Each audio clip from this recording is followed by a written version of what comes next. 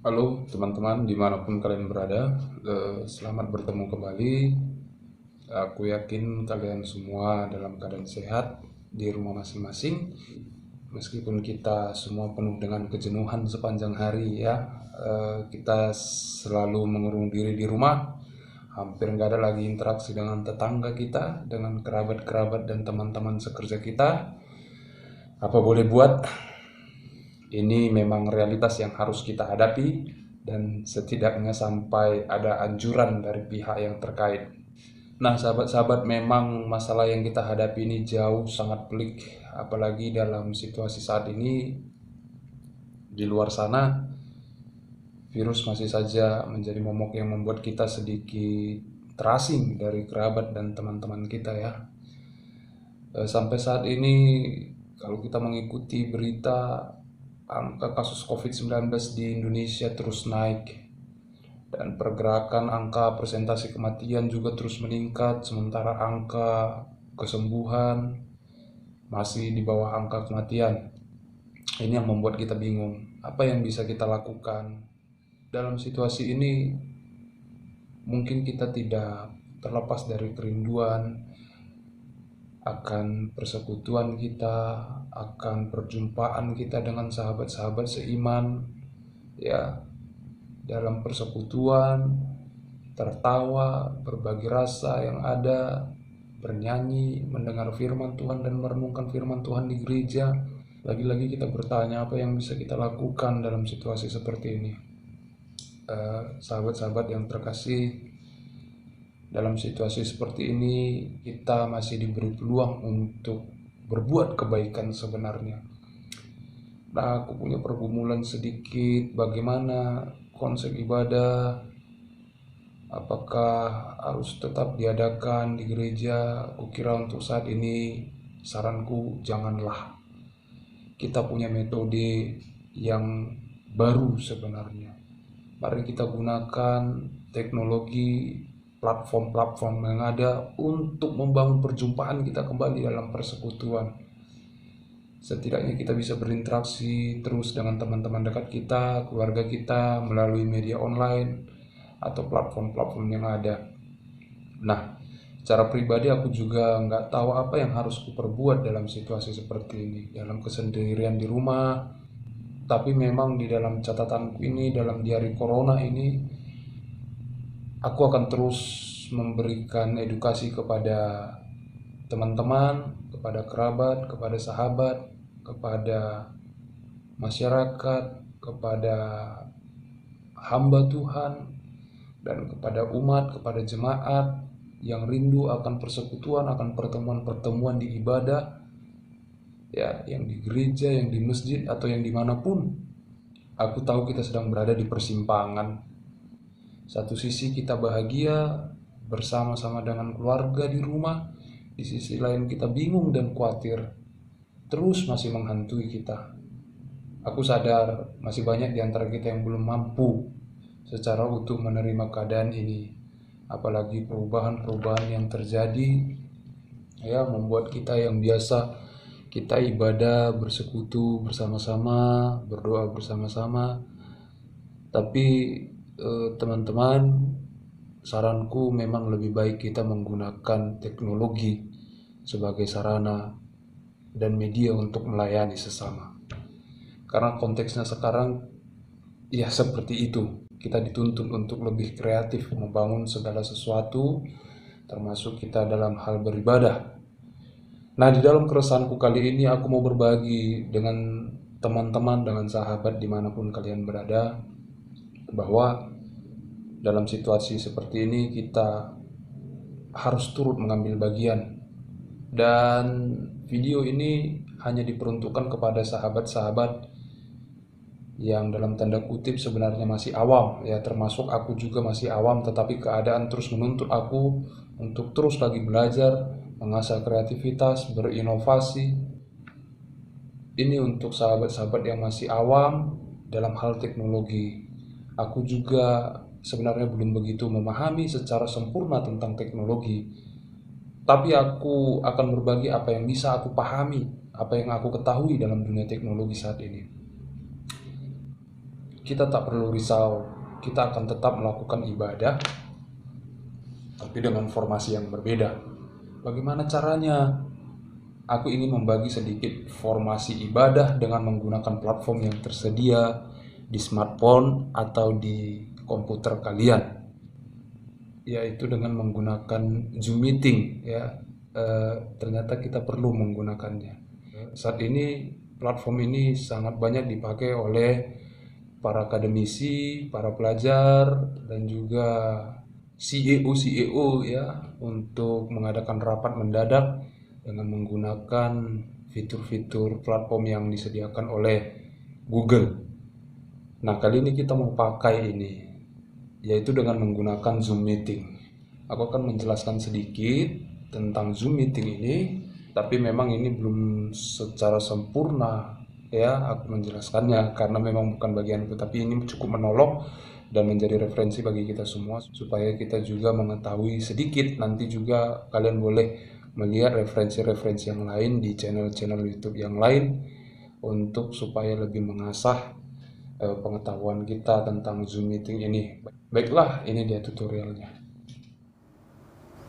Oke, sahabat-sahabat, ini adalah langkah praktis untuk kita bisa melakukan ibadah online dengan menggunakan Zoom Meeting ya. Pertama, kamu harus download dulu, lihat di Play Store, ini dia Play Store. Lihat di Play Store namanya, cari di pencarian namanya Zoom Cloud Meeting. Ini dia Zoom Cloud Meeting. Nah, ini dia, kamu buka, tekan buka, dia akan menginstal nanti. Kebetulan aku udah menginstal di handphoneku. Nah, kamu download aplikasi Zoom ini di Google Play Store, yang kalau kamu menggunakan smartphone Android, atau di Apple App Store untuk pengguna iPhone. Nah, selanjutnya ketika sudah ada tampilan begini, kamu buka dan tunggu sampai dia dalam proses menginstal. Nah, sekarang aku udah menginstal punyaku. Ini dia. Ini Zoom, ada gambar kamera ini. Kemudian klik dia. Dia diklik, lihat begini tampilannya, start a meeting. Dia meminta untuk kita join. Kita coba untuk join. Nah, aku sudah punya akun. Ternyata sekarang kita meeting dengan siapa. Nah, kalau teman-teman belum punya akun, teman-teman boleh sign up, boleh buat email, buat awalan nama awal atau nama terakhir dari teman-teman. Nah, kita coba buat misalnya sadat.sianturi@gmail.com. Oke, lalu kita buat namanya Sadat Sianturi.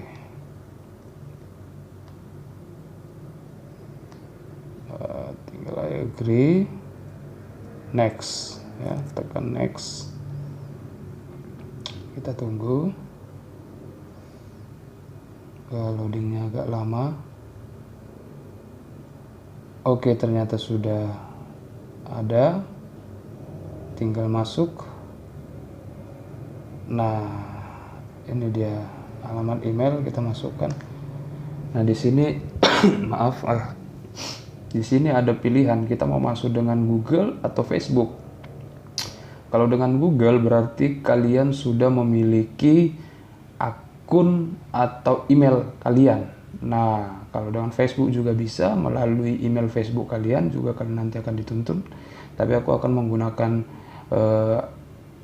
emailku di Google gitu ya, di Gmail. Kita dibimbing ke Zoom Us. Nah, ini dia emailku. Nah, kita klik dia, Sadat channel.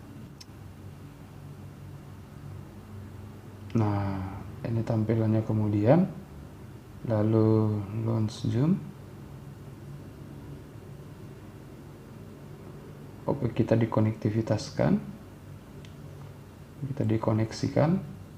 Nah, sudah jadi, teman-teman. Nah, sekarang bagaimana kita mau menghubungkan ke yang lain? Maka mari lihat. Nah, untuk mengetahui identitas ID kalian, kalian boleh lihat di meetings. Ya, meetings di sini ada ini eh, personal meeting ID ku 326851674. Nah, kalau kalian mau membuka satu diskusi atau katakanlah dalam konteks ibadah, maka tekan start.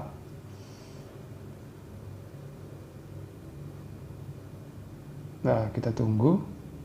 Nah, izinkan. Ini dia, fotoku yang nampak.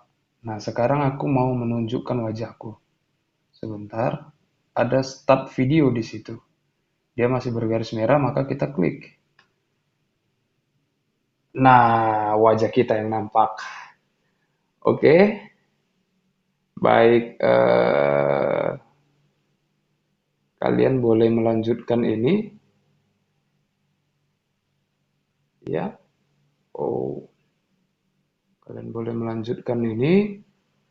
Jadi ketentuannya nanti, oke kita end dulu ya, end meeting.